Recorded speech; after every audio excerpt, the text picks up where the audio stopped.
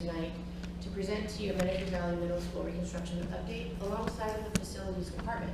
So with me tonight I have our director, Mr. Jim Sellers, and our facilities planner, Mr. Kyle D.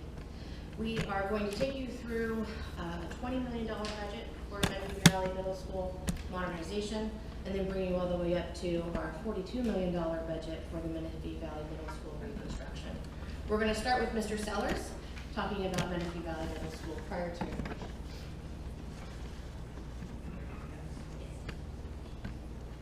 All right, so we're going to start out with a little bit of history with Menifee Valley Middle School. And what we have here is the existing site. Majority of it is old portables. You can see in the green section of the slide is our oldest area, the 6th grade quad.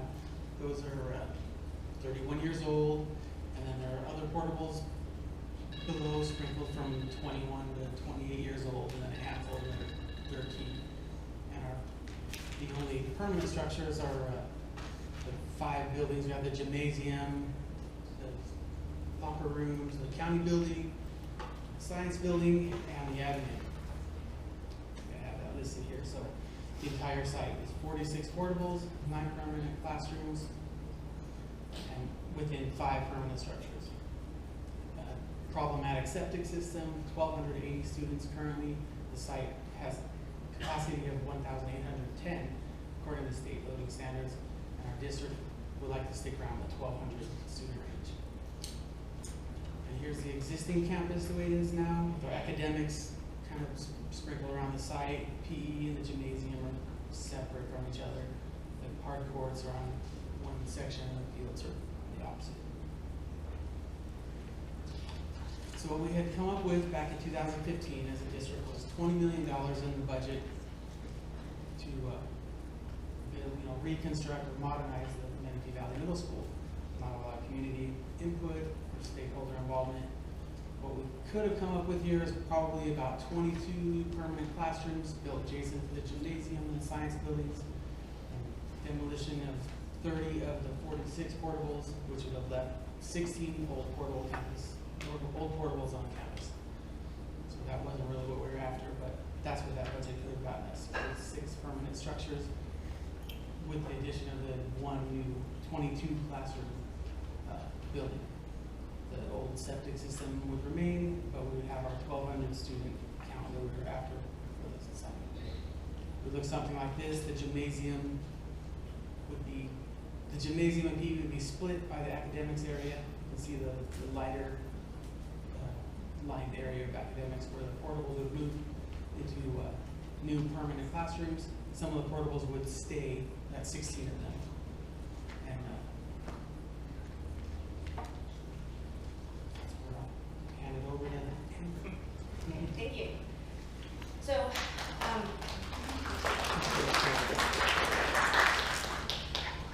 as we moved then from what was our concept of modernization of Menifee Valley Middle School at $20 million back in 2015 to what are the needs of Menifee Valley Middle School today, and what can we do as a district to better address those needs? And the first thing that we did as a board is we flip-flopped what was originally the plan for building middle school number 4 first, and then modernizing or reconstructing Menifee Valley Middle School. And we chose to do that in April 2018. And we flip-flopped those 2 projects, and then we immediately, the very next month, identified our architect so that Baker Nowicki Design Studio could then engage our stakeholders in what they're known for, their symposiums. And through those symposiums, we held kind of open session in the NPR of the school. We involved the teachers, we involved all of the community stakeholders, and we came up with what are the needs of that particular school site. And really, Baker Nowicki helped design a site master plan for if we were to design the site based on the needs expressed by the stakeholders, what would it look like? But we realized that that far exceeded the budget. And so in January, we talked to the board about some cost increases, and then it's looking potentially like the cost is getting closer to $30 million than it was from the original $20 million project cost. Then in March of 2019, We provided another update to the board, and it was actually Baker Nowicki assisting us with that update. And we talked about the fact that under a current budget, we wouldn't be able to meet all of the needs identified with the identified budget. In April of 2019, the board approved a contract increase to Baker Nowicki that included a scope of eliminating all of the portables and connecting the sewer. And that was a total cost of $31 million. It didn't include the alternates. So what we talked about in March with Baker Nowicki is we identified alternates, and in that particular presentation, we had some orange pictures of what we could possibly achieve, hopefully, if the market changed, if the cost to do all these constructions changed. And so what we would know then is we would have a phased-in approach to reach the facilities or the site master plan as identified by the stakeholders in that symposium. And then in May, we were talking about the issuance of CFD 2011-1 Improvement Area Number 4, in which the district had an opportunity, because the developer requested to alter some of the terms of the way in which money was spent. We were able to counter.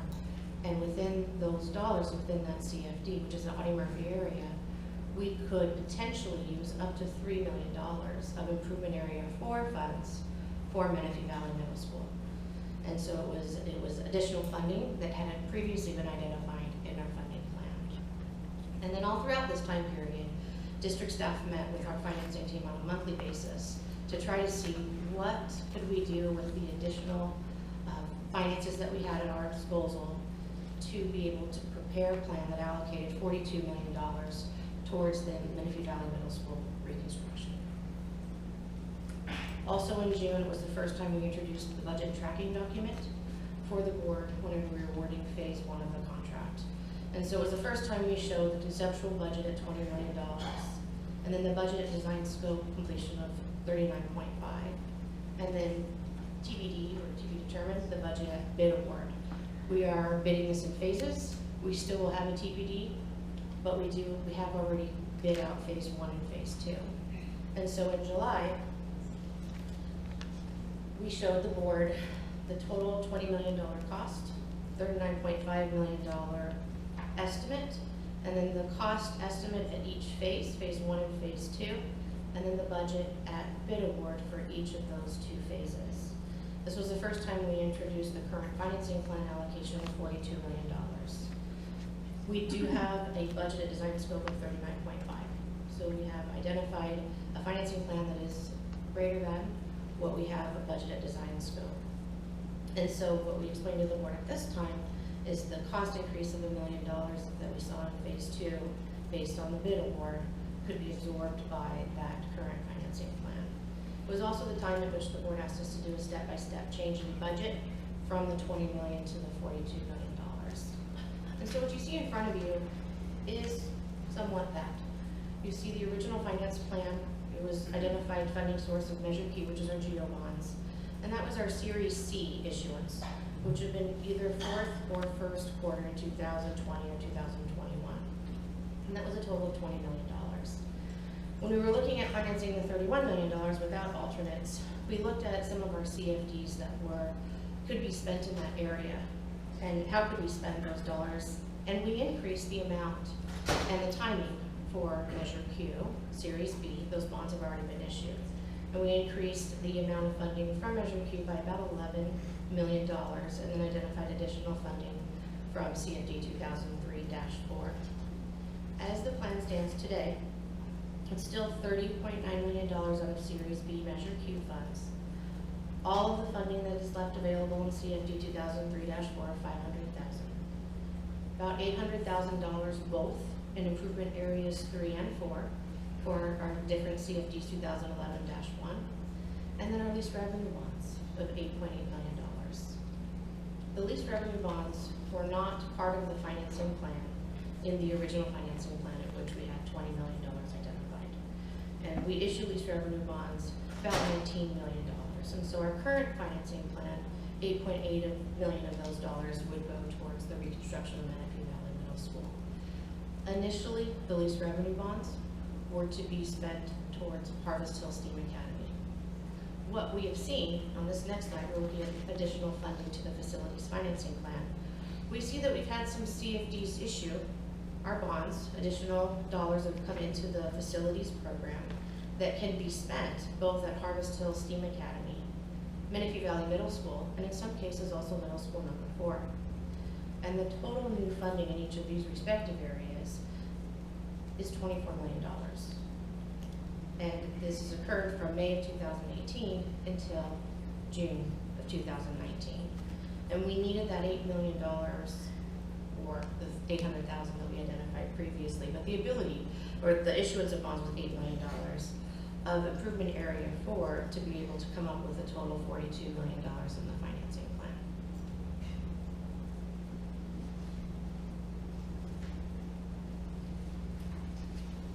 I will pass it on, if there's no questions, to Mr. D to talk to you about what those $42 million can accomplish for the district.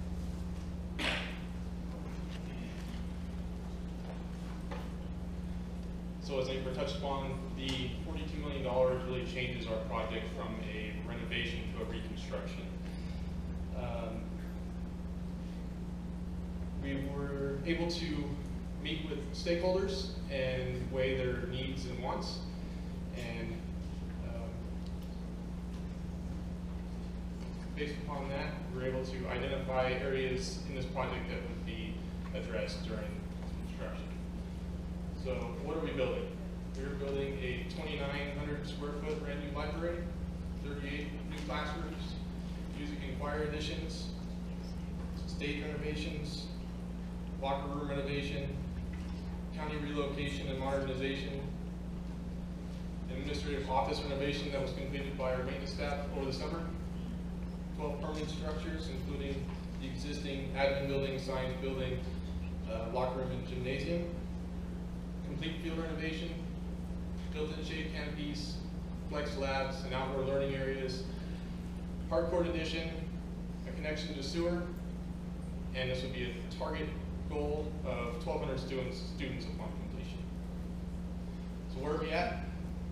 This is a rough grading of the interim housing location, which would, after completion of new buildings, would be the area hardcourt addition.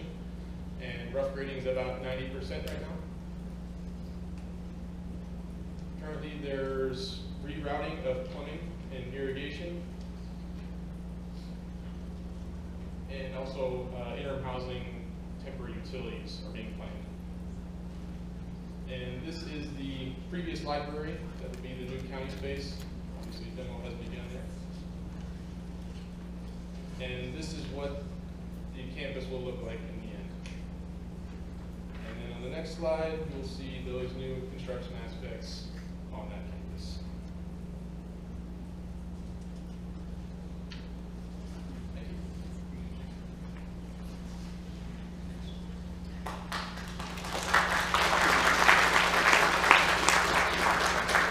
Any questions?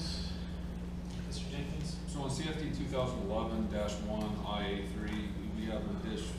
We're now taking the 8.7 change million and putting it into NBMS, right? Correct. So what does that do? Not million, 800,000. So we could take up to $3 million from improvement area 4 and move that towards Menifee Valley Middle School. What does that do to MS4, middle school number 4?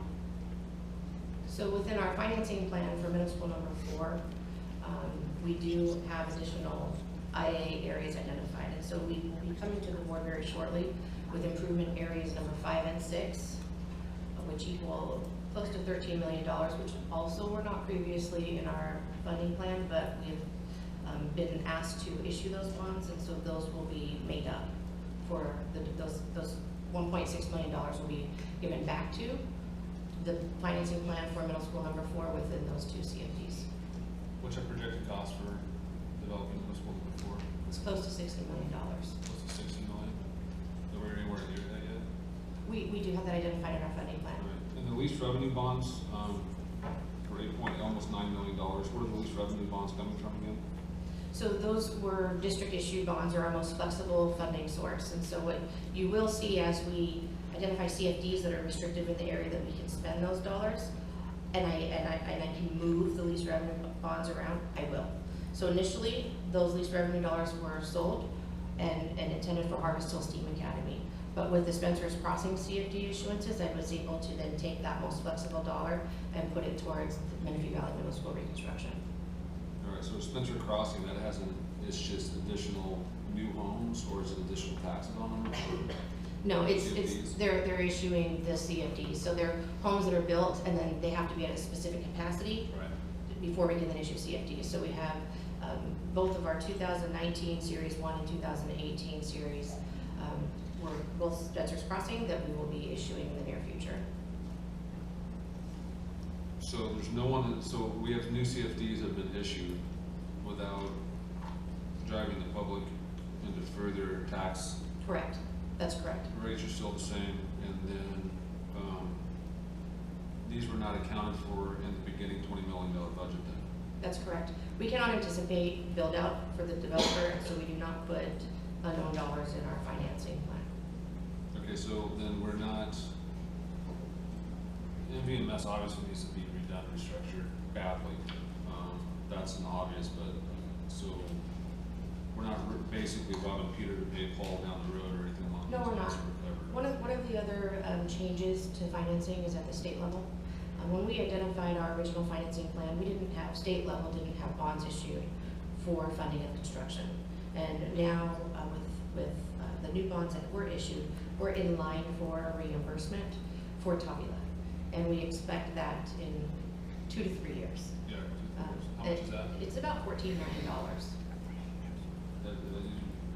Can we count on that? I'm not yet. Okay, good. But our financing person has said that we should get it in 2 to 3 years. And Measure T was supposed to be covered by the state too. Sorry. Okay, thank you very much. All right, Mr. O'Donnell and then Mrs. Johansson. When we take the septic tanks off the middle school campus with our new source, will that also take the septic tanks on old Menifee Elementary campus? It will not. This is only for Menifee Valley. Just, that's what I was wondering, so it's just gonna take care of that. That's correct. So that would be a feature if we ever do something with that campus. Yes, now we will have the infrastructure adjacent to the property now. We have to take it from in front of the middle school down to the next neighborhood, so it'll be a much smaller project because it'll be literally right in the street in front of the site. So that would be good, okay, thank you. Mrs. Johansson? What's your current timeline looking like for Menifee Valley completion? Completion in August of 2021. Moving. And when, I'm curious because like we started so early this year, so I'm just curious about when in August, like August 1st, or are they gonna move into something old and then No, right away. In Okay. fact, we're hoping to have this site completed prior to that, so it's not a last minute move. But we're moving into the interim housing this winter break, and then August, that's why we use that as our moving date, because that's when school starts. So since construction always goes longer than you expect, there's, is there a cushion built into that, or? Yes, there okay. is a cushion. Okay, so we really are There's expecting to potential for start. it to be finished in May, but I really didn't want to announce that. Oh, so. sorry. I'm ruining it. Okay, but, middle school 4, does the 60 million that you talked about, Ms. Worth, does that, is that including a property purchase, or did we already buy that? We bought that property already. We're in the process of buying that, and we have a different funding, actually just a specific CFD set aside for that. So that's just for the build. Okay. I was glad to get this with all the things that we planned to get. I did not feel like that was clear last time. I don't know. So I'm happy to get that. And then,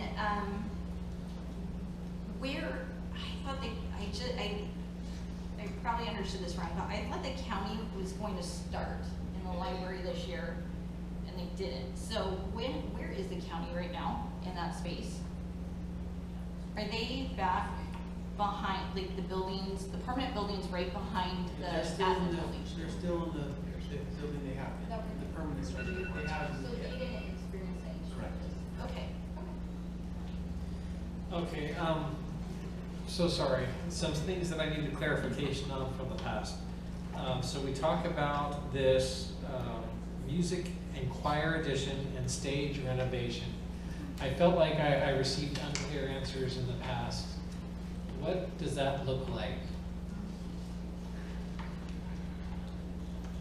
Well, it's not additional. I guess I could be a little more specific. There was a couple different versions of what that stage would look like and how it would be expanded. It seems were presented to us. At one time it was even an outdoor stage or something like that. Maybe I can get our architect, Brian, to come. Okay. Give that explanation. I have one, but he's better at this. Hello. Hi. All right, so the stage that you currently have is 2 classrooms. It's the current choir and band spaces. Yes. And so because of that, you have 2 classrooms and you have an operable partition that opens up so that the band room can be used as the stage, which really isn't sufficient for performances. Yeah. So the addition takes those 2 classrooms and builds a new structure on the south side of the current stage, so those classrooms can move into it. Okay. And then the stage is vacated, and the 2 classrooms where there's currently a dividing wall is removed. So you got a lot more wing space for performances, and the depth and usability of the stage is vastly improved. Now, is the stage the same height as it was before? Having seen many performances there, I just want a little clearer view, and I don't know if that, is it the same stage? So the stage platform will not change. The opening that we call the proscenium will increase in size, which is better for performances to project sound from your band.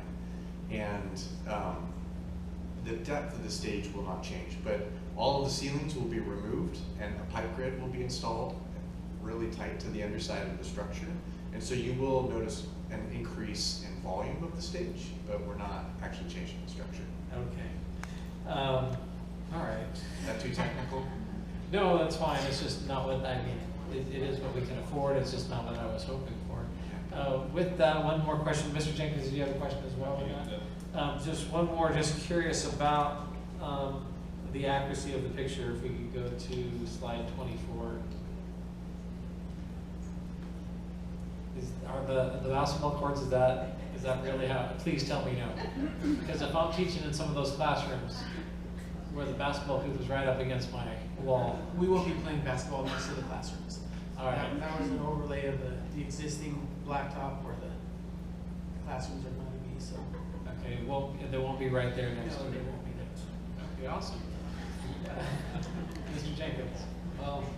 When this all came back up, there was confusion on what it was actually going to cost and where we had the money. It was told that we saw the plans though for an additional outdoor facility, amphitheater and everything else. It was going to be like $32 million. Now we're at 42, and I don't see that. I'm sorry. The amphitheater, we had like an outdoor amphitheater. Remember that? And then something else outside. There was going to be like. We talked about that at one time. That's where I was a little confused because it sounded like there wasn't going to be a stage. There was going to be an outdoor amphitheater. I'm not exactly sure. So is there going to be an The amphitheater? orange pieces. Yes, the orange pieces. Thank you. Orange pieces. Yeah, the amphitheater was never even put as an alternate. We had to rule that out early. So we won't have the amphitheater. If we ever want to phase one in, we'll have the space for it. I'm not a huge fan of amphitheaters, but. For the difference of budget, so the difference of 31 million to 39 million is 31 million is without alternates and 39.5 is with the alternates, so with the orange pieces. But that's not including, well, some of the orange pieces aren't there. Is that just? This looks like a totally different mock-up than what we saw last time, is that correct? It's just me, right? Yeah. It's not just me. No, it's not.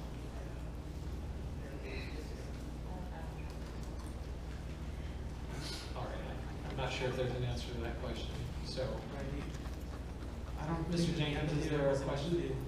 No, that's the question. I'd like to see what the current mock-up is compared to what we saw before. And just, I think, get a clarification just to make sure we eliminate all confusion in exactly what it is on numbers, money, and then exactly what it's gonna be. Yeah, and I think that's architectural firm stuff, because they gave the I last think it was, presentation. yeah. Yeah, if we can do that, and maybe next time just to compare the two, overlay the two, or see one, and then just a quick explanation is one. So we do that for next time? Brian may be able to list off some of the things you're asking for.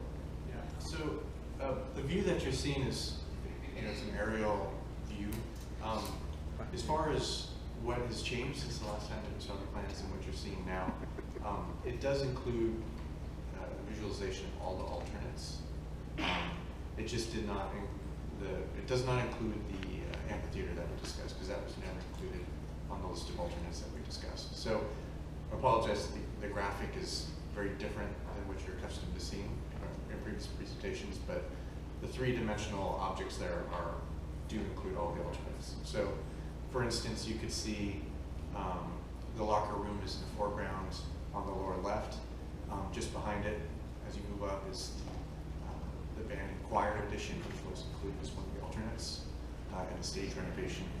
And then you can also see where it's labeled outdoor learning spaces. Those are all shade structures, which were included as that one of those orange regions, and those are shown in this diagram as well. So all of those alternates are included in the three-dimensional. I don't want to speak for Mr. Jenkins, but I'm going to go ahead and jump in anyway, see if this is what he was talking about. I think what we'd like is another meeting. If we could see the last version of this, compared to this one, because Absolutely. because it's hard for us to picture. And this looks quite a bit different. This looks fantastic. It looks but it just looks quite a bit different. Yes. So you want to compare apples to apples? Yeah, that'd be great. Yeah, Mr. Jenkins, something else? The lockers, are those getting moved over by the gym or no? Okay, because it says, all right, maybe that was one identified need, so those are not being moved. No, the lockers are just having a renovation on the interior. The idea is that the hard court being in between the locker room and the gymnasium would connect that whole PE area. All right, so you're moving the hard course between the two. Yes. All right, it's there. All right. All right. Thank you. Thank you. Thank you.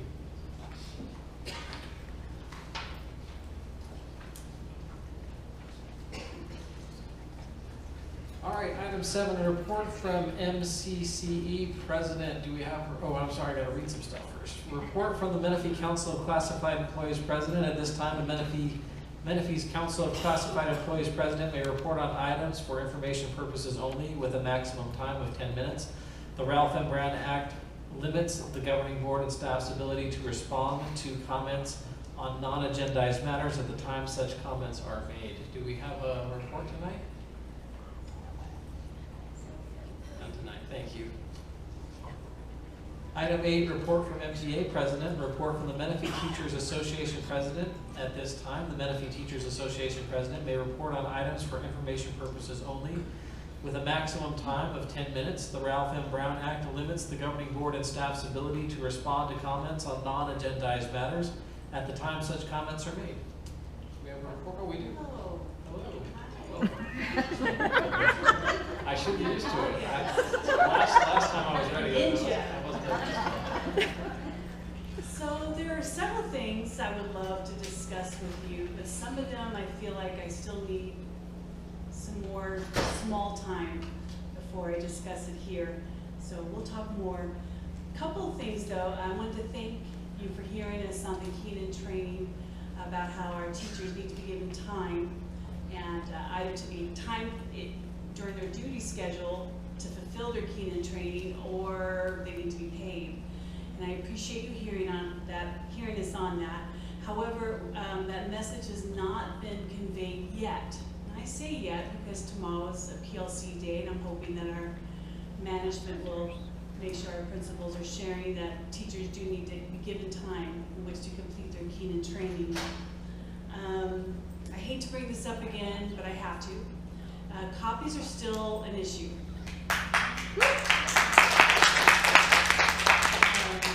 And I know it's a business. I know, copies cost money, but again, it's when we're seeing so many different districts who are not as comfortable as we are, and our teachers having to grovel to get what they need, and their curriculum doesn't provide what they need. They have to make copies, and then when we're quoted prices, and the prices seem to change every other time we hear them, and then they seem to be very inflated.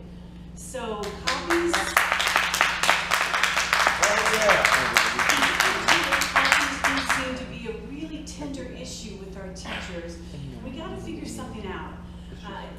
surrounding districts, I've talked to many people in much higher position than I said, this is crazy. I've been at several districts, we've never had to deal with, limiting what our teachers were able to do with their students.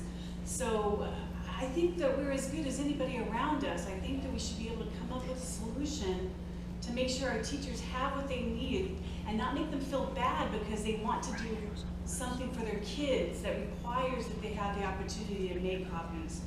So I'm sorry I had to bring it up again. Sorry, not sorry.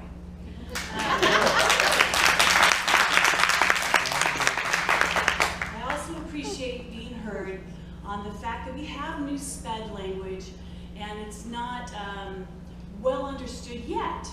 I have all confidence that it will be, but it is not yet. Thank you for hearing us on that, and thank you for being willing to work with the joint communique so we can make sure everyone understands what that language means to our students and our teachers. And we'll look forward to meeting with you very soon to get that all cleared up.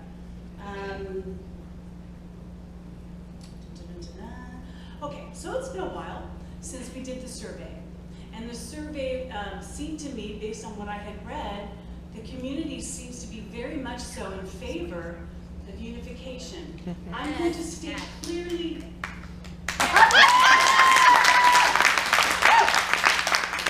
There's been some negative verbiage about my position on unification. I just want what the community wants and what's best for the community. And if that's unification, then I want that too. We've seen the results of the survey. Everything I've seen says that we are in support of unification. I need you to know, and I'm sure you know because you're way smarter than I am, that there is information out there that is extraordinarily inflammatory and negative about unification.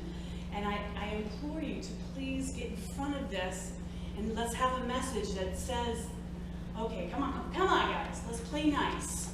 And we need to make sure that we are giving verbiage that the community can see, that they'll understand why it's in their best interest. If it is, I believe it is because of what I've read on this end. And I appreciate your time. Always fun. Thank you so much.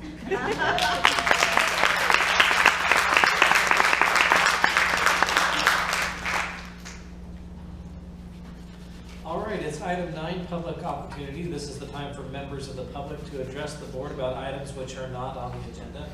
Agenda items may be discussed at the time they are considered by the board. The Ralph M. Brown Act limits the governing board and staff's ability to respond to comments on non-agendized matters at the time such comments are made.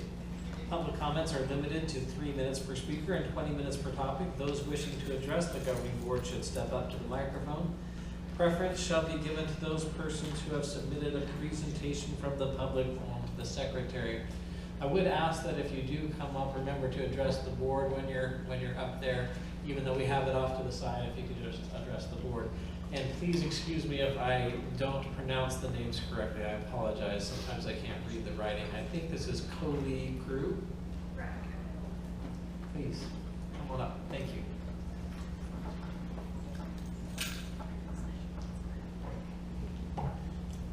Thank you for giving me a moment to speak with you. I have a couple of notes. My main reason for being here tonight is to let you know that I support and I'm so happy that Dr. Hall has stepped in. I have a SPED student. We went through a year of crazy with your district, 3 and 4 hour board meetings or IEP meetings, and it was hell on my family. I reached out to Dr. Kennedy numerous times throughout that time. He never once had the courage to call me back. Dr. Hall called me within 1 day of hearing our plight and what was going on with us. And within a very short period of time, we had solutions for my son that made a huge difference to our family all the way around. I want you to consider for this next year, my son's not currently in your district. He's at an off-site paid for by you guys because of the situation that my son needs. He's high-functioning autistic and needs significant help. Your school district doesn't have enough movement in their classrooms. Your classrooms that have movement in them are all highly impacted. I literally went and sat in a kindergarten classroom. Your kindergarten students sat for 2.5 hours on a rug that's tiny. I don't think that rug would have fit all of you if you sat on it for 2.5 hours. The classrooms that have movement in them, every one of them are so full there was no space for my son at all of your sites. I went to every one of them and like, where can we find this team of SPED people helped to try and get me to a classroom where we could find a space that my son could go to. He's now in a classroom that has tons of movement, sensory integration, all the rest of it. And guess what? The services that he needs have dropped dramatically. If you would take the vision, I think that Dr. Hall has, and try and find some way to add in movement in your classrooms and integrating sensory information into there, you will see a huge difference in the number of students that need the supports and whatnot that they did. You have a big gap. You have a SPED class that's for kids that have significant needs, and then you have a gen ed class that doesn't have anything. It's like this box or this box, and if you don't fit into those two boxes, there's not a lot in the middle. If you could find some areas and help move some movement into those classrooms and add the additional supports that those kids need, I think that you would find a significant help and a lot less money spent on all the items that those kids need. I think that the expectations for kindergartners need to be considered. I hear all this stuff about Wonders curriculum and all the rest of it. I would challenge each of you to actually sit in one of those classrooms and watch the teacher go around the classroom about ABCs for 2.5 hours. I don't know if any of you have kids at that age, but could you imagine even a second or third grade student sitting on a carpet for 2.5 hours going over their ABCs? They're not learning that way. So the curriculum isn't even getting through the barriers. I also think that parent involvement is extremely important. And I would encourage you to continue. I hear Dr. Hall trying to set up the SPAC and get more parent involvement. I think we need more parent involvement. We need to be able to hear what you guys are saying, and you guys need to be able to hear what we are saying so that we can continue the movement that Dr. Hall has started. Thank you.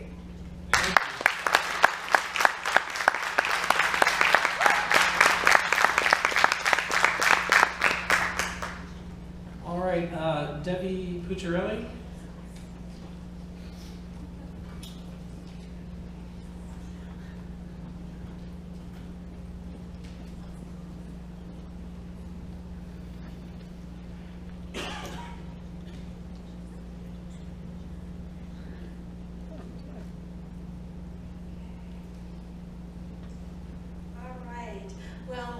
Thank you so much for having me this evening. My name is Debbie Pucciarelli, and I'm with the American Heart Association. And yes, thank you so much.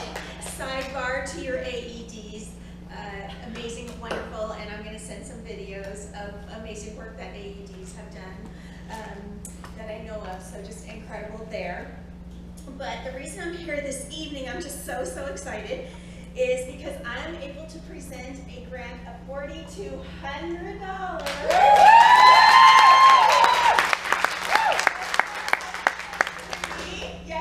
Yes. And we all know Ridgemore Elementary is amazing. Yes, and the principal, Michael Walsh, but Brenda Meyer.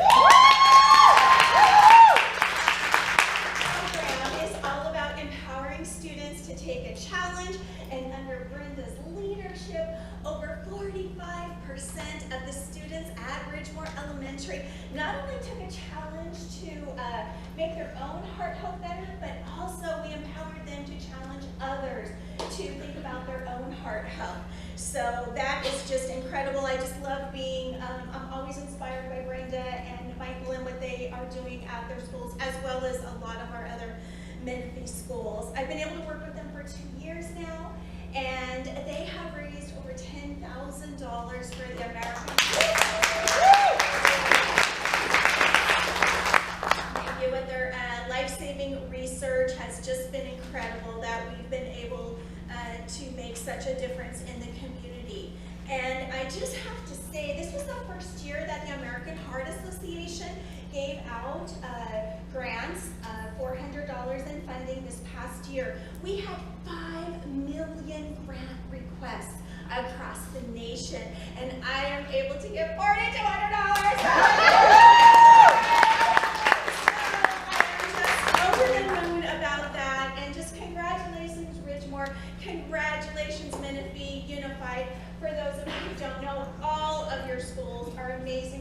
chapters of the American Heart Association, we truly cannot forward our mission to be a relentless force. And I know some of your principals will say I am a bit relentless at visiting them, but it's just because we do stand for a world of longer, healthier lives. And it starts with one student at a time. So once again, congratulations, and thank you for letting me be here this evening.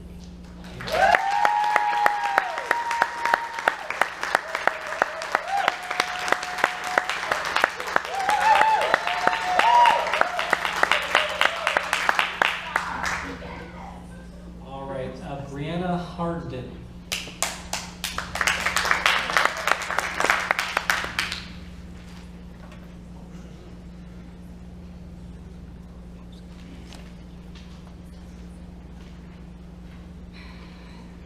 Hello, my name is Brianna. This is my first time at a board meeting. I'm a parent in this district. I have 8 children. I'm also a foster and adoptive parent. The last time I stood up to make anything right was actually in my own HOA at Audie Murphy Ranch. I'm now the vice president of the board there. So we also got a new property management company during this time, just because during development, it's hard to make things change, especially when you have the same old happening. So for me, I think it's interesting that you guys brought up Christopher Columbus and courage. Courage is actually a character trait this month at 2 of my kids' schools, and having courage to stand up in the face of complete tyranny, standing up even when you have to stand alone in the dark, and that is what a majority of us special ed parents feel. It's also factual. So for the parents of general ed kids, the district does have some good things for them, but in special ed, it's the dark side, it's isolating, it's filled with litigation and non-disclosure agreements. I have 5 IEPs, 5. My kids are in the mod severe category, and I understand that today someone said that the district said it's about pride and serving the students. I can promise you that is not happening with SPED based on facts alone. And for me, Lisa Hall hasn't done anything, and in my opinion, we do need something new, maybe not her. If you want proof, you're welcome to attend my son's IEP this Friday at Menifee Valley Middle School. And for me, hearing inconsistencies, that's frightening for a parent. While my opinions and feelings are strong, the facts as they relate to my IEPs contradict the statements made today by various staff. I'm here to provide you all notice that time's up. We need to make things right. Nothing's gonna fly under the radar. We need change. Parents are uniting, and whatever's happening now, it's going to change. So whether that involves taking on social media, me showing up at every meeting, the change, it's inevitable. I saw things at Quail Valley in the autism classroom, not gonna happen, not okay with it. Regarding district personnel, you guys are public servants. So you're here to serve, not profit.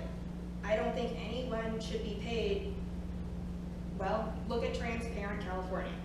I am very upset that teachers are having to beg for photocopies when I know what you guys make. That's not okay. So if those things are messed up there, just imagine how much harder it is to IEPs and we are stuck in the dark. So we're trying to stand together. What's happening now is not okay. So the change is coming. Thank you.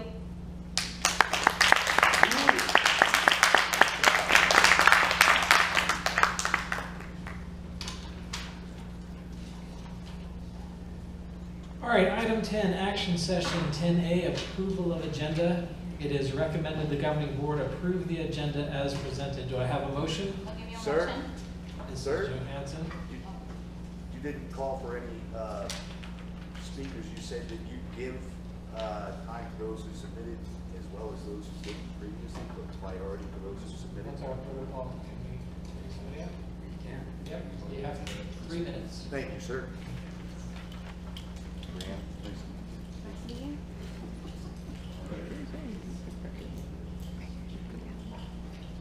thank you for the unscheduled time, I appreciate it. Just to introduce myself to the members of the board, as well as some of the audience.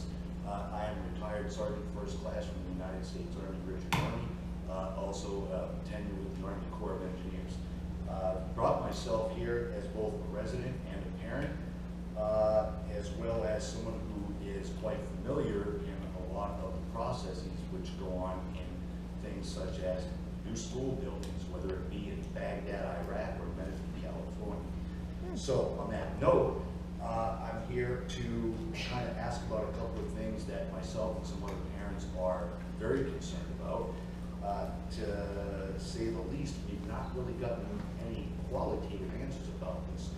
Not the least of which is the safety of our children, as we have, nearly 99% of all parents at some point are transporting their children back and forth to school, because 2 years ago it was $300 a semester to get them on a bus, the next year it was free, and then poof, they want another $500,000 that we apparently don't have magically, although we doubled what we're paying in assessments. The buses are gone.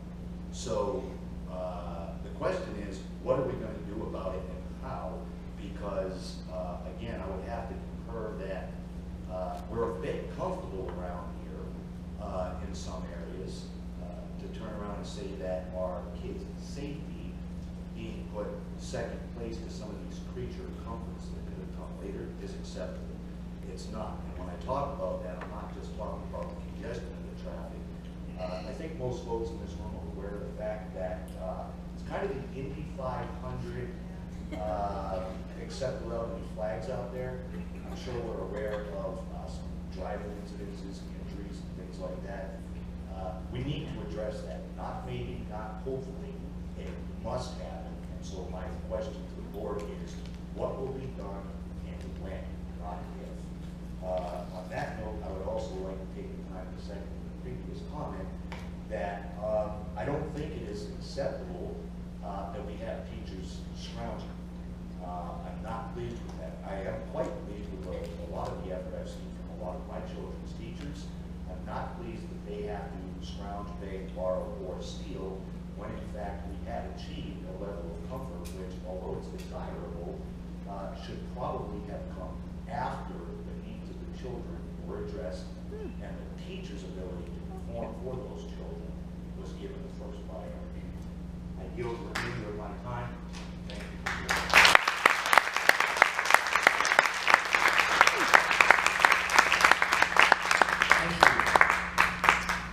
Okay, we had a first on the approval of the agenda. Do I have a second? I'll second. Mr. Jenkins, comments about the agenda? All in favor, say aye. Aye. Are there any opposed? Motion carries. Item 10B, approval of consent agenda. It is recommended the governing board approve all items in the consent agenda as presented. Do I have a motion? I'll give you a motion. Mr. O'Donnell, and a second? I'll second. Mr. Jenkins. Questions, comments about the consent agenda? All in favor, say aye. Aye. Are there any opposed? Motion carries. Item 11, action session, business and financial. 11A, ratify the purchase of buses from Creative Bus Sales using piggyback bid number 1819-SC-11-01 through South County Support Services Agency. It is the recommendation of the superintendent and staff that the governing board ratify the purchase of 4 Starcraft Quest school buses equipped with special needs equipment and 68,000 BTU AC system for a total cost of $314,843.52. Do I have a motion? I'll give you a motion. Mrs. Johansson, and a second. I'll second. Mr. Jenkins, questions or comments about this item?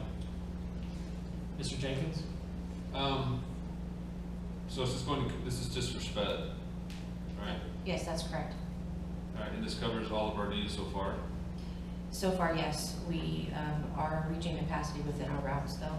And so there's a possibility that we do have one bus in rotation. So if we go down a bus, we would be able to pull from another smaller bus. But if we see the need for additional route, there's a possibility I'll come back to the board for another purchase of additional bus. And the same gentleman, because it's been talked about already tonight as well, the same consulting group where we have with them, all looking at buses and all that fun stuff through SPED, and they're the same ones that suggested this, right? That's correct, with PTI. So they've completed their complete analysis of the district and the transition from our prior provider to the district taking over. And so I did receive that final report. I'll share that with the board. But we have completed that process, and now it is the district fully operating our transportation department for special education. And when are you gonna have that report then? I can provide it in an update, or I can ask them to come back and do a presentation to the board, whichever is the desire. Presentations? Yeah. Presentation's fine. I think the presentation would be good. So with this bus purchase, we will have some room to grow. I will have one bus should another go down. We do have our full transit buses, but they, of course, are aged as well. But yes, we would have some potential room to grow. But we're max at our routes. So if we grow, we would have to add an additional driver and an additional route. Okay. All right. Any other questions? All in favor, say aye. Aye. Are there any opposed? Motion carries. Item 11B, approve proposal from John R. Byerly, Inc. for the geotechnical engineering and testing laboratory services for the Menifee Valley Middle School reconstruction project, off-site sewer. It is the recommendation of the superintendent and staff that the governing board approve the proposal with John R. Byerly, Inc. for the geotechnical engineering and testing laboratory services for the Menifee Valley Middle School reconstruction project, off-site sewer, in the amount of $87,375. Do I have a motion? Give you a motion? Mr. O'Donnell, and a second? I'll second it. Mrs. Johansson, questions about this item? Mr. Jenkins? This goes into our additional cost that we thought of, this is nothing above and beyond. That is correct. So it's $52,000 greater than it would have been had we not done the night work. Right, and that's built into the additional night work that we found out is not within the budget anyway. Correct. All right. That's all. Any other questions? All in favor, say aye. Aye. Are there any opposed? Motion carries. Item 11C, approve proposal with Kitty, we're gonna go with Sino this time. Kitty Sino and Associates, Inc. for the appraisal of CFD 2014-3 in the Centennial Community in the city of Menifee. It is the recommendation of the superintendent and staff that the governing board approve the proposal with Kitty Sino and Associates for the appraisal services for CFD 2014-3 in the Centennial Community of Menifee, California, in the amount not to exceed $16,500. Do I have a motion? I'll give you a motion. Mr. O'Donnell, and a second. Second. Mr. Jenkins, questions about this CFD? All in favor, say aye. Aye. Are there any opposed? Motion carries. Item 11D, ratify agreement with American Youth Soccer Organization for facilities use 2019-2020 school year. It is the recommendation of the superintendent and staff that the governing board ratify the attached agreement with AYSO in the total amount of $35,767.75, beginning August 1st, 2019 and ending June 6th, 2020. Do I have a motion? All motion? Mr. Jenkins, and a second. I'll second it. Mrs. Johansson, questions or comments? Mr. Jenkins? Covers us, we're not paying the lot that they're doing. That's correct. So with this contract, we were able to negotiate the cost for having staff open and close while they're utilizing the field, but also additional $4,000 for field maintenance. So we're excited about that. And they were not previously paying for field maintenance. That's correct. Correct. So this is a new addition. Thank you. Yeah, excellent. I've been to many of those games, and I've often wondered who's paying for all of that, so I'm glad. Thank you. All right, any other questions or comments? All in favor, say aye. Aye. Motion carries. Item 11E, ratify customer support agreement with Blue Violet Networks for the 2019-20 school year. It is the recommendation of the superintendent and staff that the governing board ratify the customer support agreement with Blue Violet Networks in the not to exceed amount of $21,896 for the 2019-20 school year. Do I have a motion? I'll give you a motion. Mr. O'Donnell, and a second. Second. Mr. Jenkins, questions or comments? Just a brief description of what this is, what we do with it. I think I'm gonna read the abstract real quick, is that all right? Yep. Yeah, the district has worked with Blue Violet Networks since 2016 to build out the VoIP phone system. at new sites, as well as update the antiquated phone systems throughout the district. The 2018-19 agreement included support for the DEC, HHSA, RES, and BMMS. The new agreement will include the previous sites as well as CWM, TES, and FCE. And do you want to comment? Can I add anything? I can say that we are, as a district, are looking towards moving into VoIP at all of our school sites. And part of our security, our camera security enhancement over the summer was building the infrastructure to support both the cameras and VoIP. And so we should be able to see, as we introduce VoIP at all of our other schools, we would increase this cost as we add additional schools to this contract. When would you expect this to be done? Well, I think that I don't have the proper answer for that for you, but I can get that timeline. Thank you. All in favor, say aye. Aye. Are there any opposed? Motion carries. Item 11F, mandate block grant funding for 2019-20. It is the recommendation of the superintendent and staff that the governing board approve the district's request for mandate block grant funding from California Department of Education in 2018-19. Do I have a motion? I'll give you a motion. Mrs. Johansson, and a second. I'll give you a second. Mr. O'Donnell, questions or comments about this item? All in favor, say aye. Aye. Are there any opposed? Motion carries. Item 11G, ratify 3-year standard purchase agreement with Houghton Mifflin Harcourt Publishing Company for the 2019-2022 school years. It is the recommendation of the superintendent and staff of the governing board ratify the 3-year standard purchase agreement with Houghton Mifflin Harcourt Publishing Company in the not to exceed amount of $53,160.99 for the 2019 through 2022 school years. Do I have a motion? All motion? Mr. Jenkins, and a second. I'll second it. Mrs. Johansson. So what is this for? Okay, so coming into this new year and looking at our data from last year, we recognize that one of our schools is going to fall into the category called differentiated assistance, meaning that students were not making enough progress in a long time. So knowing that and thinking ahead, we identified 3 options for supporting curriculum. More of what they currently have, something different that another school is having success with, or an option to use a traditional adoption, which is go back through Houghton Mifflin. And presented with the option by the principal, the staff overwhelmingly wanted this option. So it is a small trial, it is for 3 years, it is at one school. The training will happen on September 3rd and materials will be available for the teachers and for the students starting the next day. So it, again, is a one school option due to an extreme need at one school. So I will share updates on how it's going. And this is supplementary to?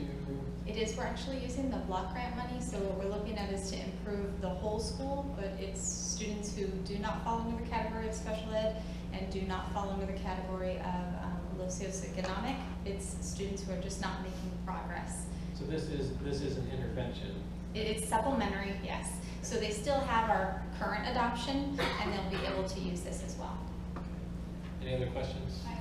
Mine's just a comment that I'm grateful, because I heard some of this like along the way. I'm just glad that you reached out to the teachers and gave them choices and let them look at it and decide. Because I think that's just going to increase the buy-in and that, you know, they'll know what's best for their group. I'm just glad that that's how it was approached. Thank you. All in favor, say aye. Aye. Are there any opposed? Motion carries. Item 11H, ratify 3-year subscription with Video for fiscal years 2019 through 2021.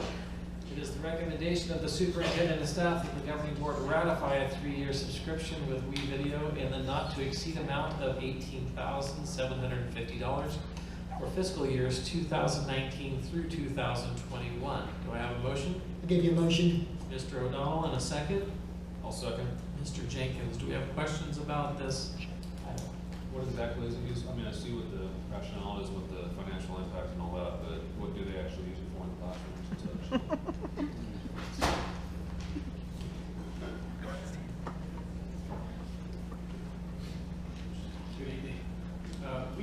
is a curriculum support tool that we have implemented in the district a few years ago. It allows in the classroom for the teacher and the students to have access to an online video production tool that they can use right on their Chromebooks. They can work with cameras or with cell phones that no longer have access to to the phone calls, but can still be used as a video tool, and they can upload those videos, and then they can add all kinds of things and actually do full production video online on a Chromebook. That's what we realize. And then this amount of money pays for every school in the district to have this for? Well, we have, I have to get back to you on the exact number of licenses, but we did a calculation of the number of likely users we would have. Yeah. And we've always made sure over the years that we've had this product, we've made sure that we have a little more licenses than the need that's been expressed. And I maintain some additional funds so that if suddenly we've got a surge of interest, we can just get more licenses because it's a very valuable tool. It adds a lot of engagement in the classroom. 2,200 licenses. Yeah, so, well, and you know, that's a rotating thing too, so if we find that a class was using it a lot of use last year and then they're not using it, we can remove those licenses and then they're available to Move others. this in another classroom. It's very flexible. So elementary, like an elementary teacher or a middle school, I could see Any teacher. definitely like an elective and everything, but maybe even an elementary school would want Sure, to use yeah. this. We've got teachers in regular classrooms that are adding engagement to regular lessons, and by having the students, do some videography with the lessons that they're learning and behind a green screen, all kinds of interesting things that they're doing. And the cameras for that, it's just coming off of their Chromebooks or like iPads or their own devices? Lots of different options that people are using. We have some teachers that are collecting all the cell phones from moms and dads because they're still useful. The cameras on them are great cameras. There are other teachers that have iPads in the classroom or iPads that people have donated. The Chromebooks also have cameras built into them, so students will read their, something that they've created, and they can have their own face and voice involved in the video. So lots of different options, and they can use lots of different ways. Mr. Jenkins? It's not a lot of money. I guess do we have like specific examples of what we're doing with the classrooms? I can get that for you. I'll bring you a demonstration. I would love to see that happen. Can we have a demonstration before we agree to it?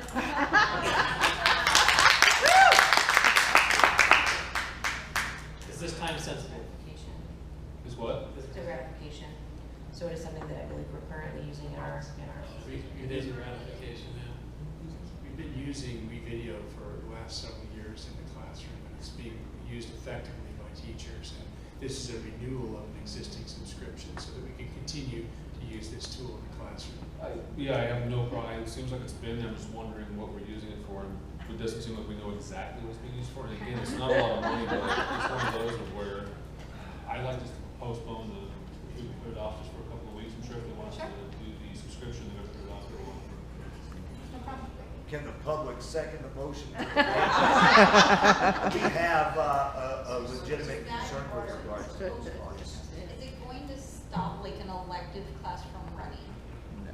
For example, like if there's a video class that's using this and the payment is due, I'm just curious. We extend it for 2 weeks, but it gives that. Well, we have very good relationships with our vendors. We've worked with them for a long time. Lots of vendors that we work with, and I'm sure that if we needed to make this exception, that a phone call, I can make a phone call, and I'm sure a vendor would express or give us the opportunity for a goodwill extension of our subscription if that's necessary.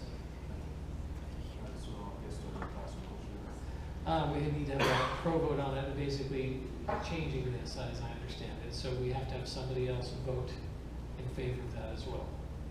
So I already done it. Yeah, it's basically a first for changing it, I guess, and we need a second to change it. Is that accurate? So, well, is there an elective class that's currently using this? There is. Hans Christensen Middle School uses it. There are. I shouldn't be talking to the public, sorry. So. But we can still, they just said we can carry this out for 2 weeks and they can extend it, and we can go to it next week and ratify it at that point. So nothing's really being lost by waiting. Yeah, but we need somebody else to agree with that at this point.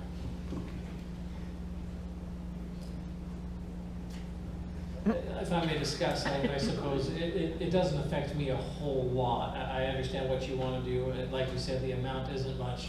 My son is involved in classes like this, so for me, I get it. But other people might not get it, right? So my son's in the technology classes at Hans, so I understand it. So for me, I'm good with it. But I understand that your kids aren't, so it depends. Or if they are, I just want someone to be able to explain what it is, get some examples. Sure, absolutely, I understand that, but for me personally, I understand it a little bit.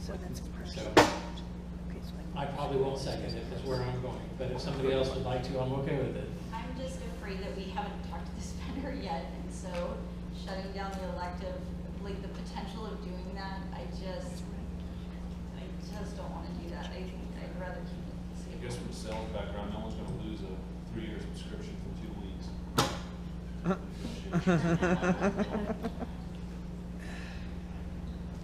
All right.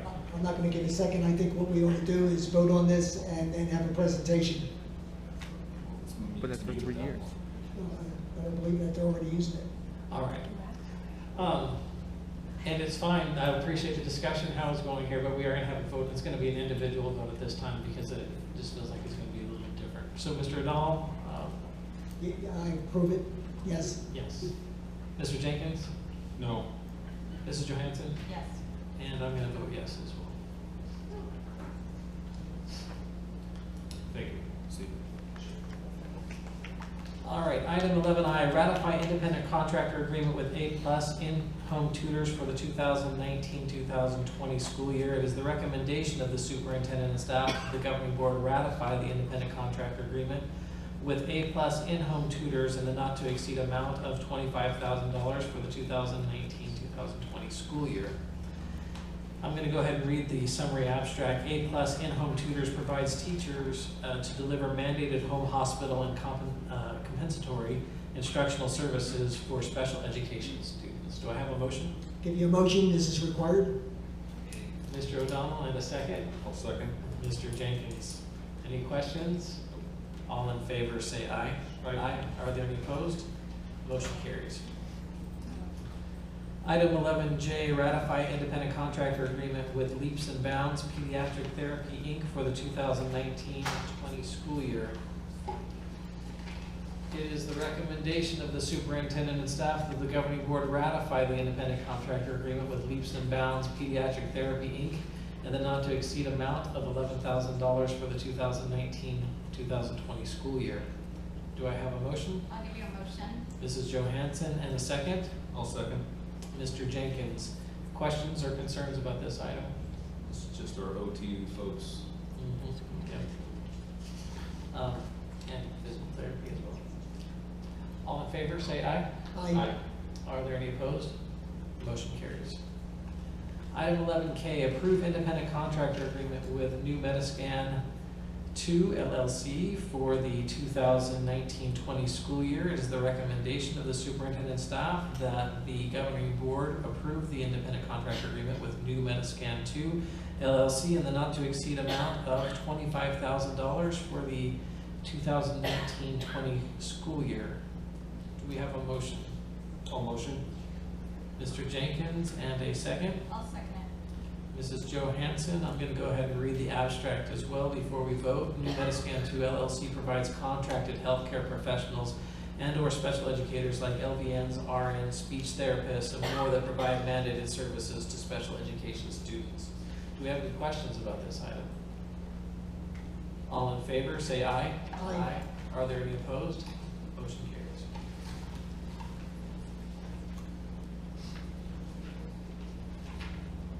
All right, we are at item 11L, approved independent contractor agreement with School Health Services, a nursing corporation for the 2019-20 school year. It is the recommendation of the superintendent and staff that the governing board approve the independent contractor agreement with School Health Services and Nursing Corporation in the not to exceed amount of $40,265.60 for the 2019-20 school year, The summary for this: the School Health Services provides mandated vision and hearing screening services for all kindergarten, 2nd, 5th, and 7th graders as defined in Ed Code. The Ed Code is there as well, and also for kids who are being evaluated for special education. So do I have a motion? One motion. Mr. Jenkins, and a second? I'll give you a second. Mr. O'Donnell, questions? All in favor say aye. Aye. Are there any opposed? Motion carries. Item 12, action session personnel. Item 12A, approval of Dean of Students job description, position, and salary schedule. It is recommended the governing board approve job description, job position, and salary schedule for the position of Dean of Students effective August 28th, 2019. Do I have a motion? I will give you a motion. Mrs. Johansson, and a second? Second. Mr. Jenkins, I laugh because that's my position. It just seems weird to say that there's not a whole lot of us around. Could you explain to us what that is? Yeah, due to the fact that we have an increased students, we're over 1250, and I find that ironic because we just talked about a new school at 1200, so we'll talk about what those look like as we go forward. But as a result, what we would like to do, just for the safety of the students with the new construction, with the amount of students, as well as discipline and safety, and to be able to support the staff, as well as the students and administration, we'd like to add this position. And I want to say thank you to the administration for working with me on this, because I know they needed support, so it was nice to be able to sit down and have a conversation about how we can better support them in their schools. All right, we have questions. Sounds like it's needed, right? It's gonna help out our schools soon, usually. Yeah. All in favor, say aye. Aye. Aye. Are there any opposed? Motion carries. Item 12B, appointment of curriculum and instruction coordinator. It is recommended the governing board approve the appointment of Jennifer Baker as curriculum and instruction coordinator effective upon replacement of current position. Do I have a motion? I'll give you a motion. I'll give you a second. I think Jackie's. We'll go Mrs. Johansson as the first and Mr. O'Donnell as the second. All right. Do I get to introduce you guys? You might want to vote first, just to make sure. Let's go ahead. Assuming there's no questions about this, we all understand. Any questions? Well, let's take a vote. We're replacing just somebody that's a vacancy that's needed. We're just lucky to have this person, so it's good. Yes. And it sounds like she gets to come in when her current position is filled. That is excellent as well. All right, so all in favor say aye. Aye. Any opposed? Motion carries. Awesome, great. Well, it's my pleasure to introduce, if you don't already know, Jennifer Baker, as our new coordinator for the areas of English language arts, social studies, and electives. So to help move us forward and make new choices as we move forward together. Thank you so much.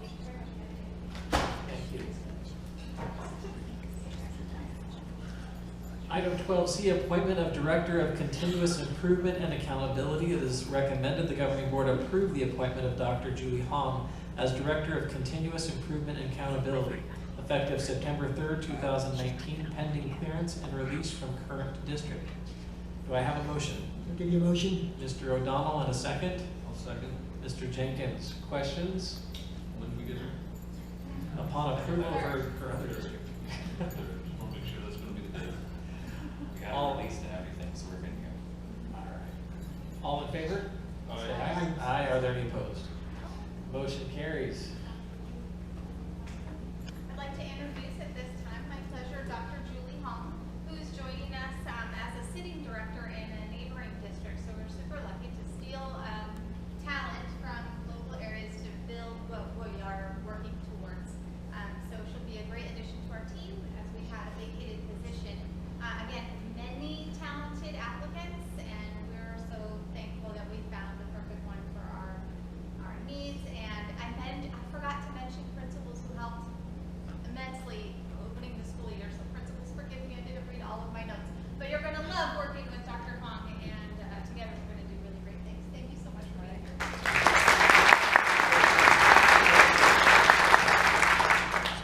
Item 12D, appointment of Director of Curriculum Instruction and Special Programs. It is recommended the governing board approve the appointment of Timothy, is it Byland? Beeland. Timothy Beeland as Director of Curriculum Instruction and Special Programs effective September 3rd, 2019, pending clearance and release from the current district. Do I have a motion? Motion? Mr. Jenkins, and a second. I'll second it. Mrs. Johansson. All in favor, say aye. Aye. Are there any opposed? Motion carries. Awesome, thank you so much. So it's my pleasure to introduce you to Mr.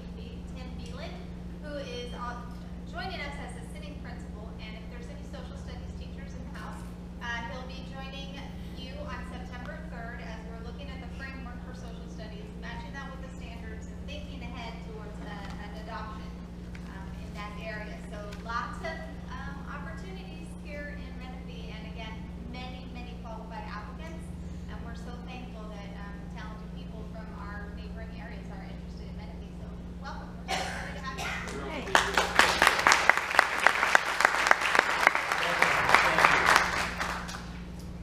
September 3rd too, just in case, Mr. September 3rd. I feel a little bad at the beginning of the school year taking people from other districts, but I'm glad we did. So, All right, Just for item the record, 12E, addition of elementary teacher position. It is recommended the governing board approve the addition of one elementary teacher position effective August 28, 2019. Do we have a motion? Give me a motion? Mr. O'Donnell, in a second. I'll second it. Mrs. Johansson, questions about this item? All in favor, say aye. Aye. Are there any opposed? Motion carries.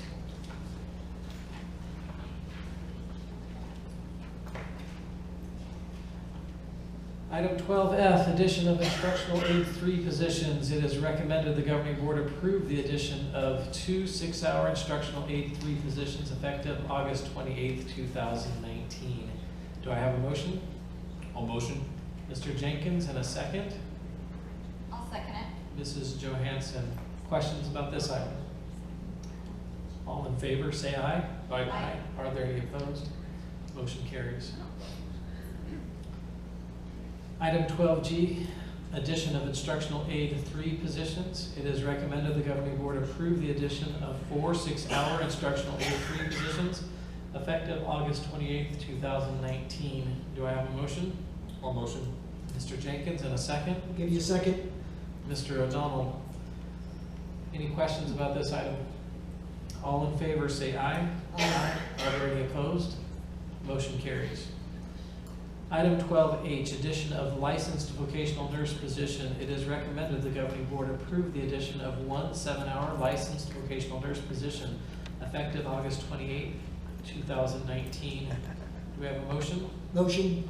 Mr. O'Donnell, and a second. I'll second it. Mrs. Johansson, I'm going to read the rationale. In an effort to ensure the continuity of services for our middle schools and ease the pressure of our district nurses, a 7-hour LVN is recommended for HCMS. This will align HCMS with the district expectation of providing a 7-hour LVN for each middle school. Any questions about this item? All in favor, say aye. Aye. Are there any opposed? Motion carries. Item 12I, addition of licensed vocational nurse position. It is recommended the governing board approve the addition of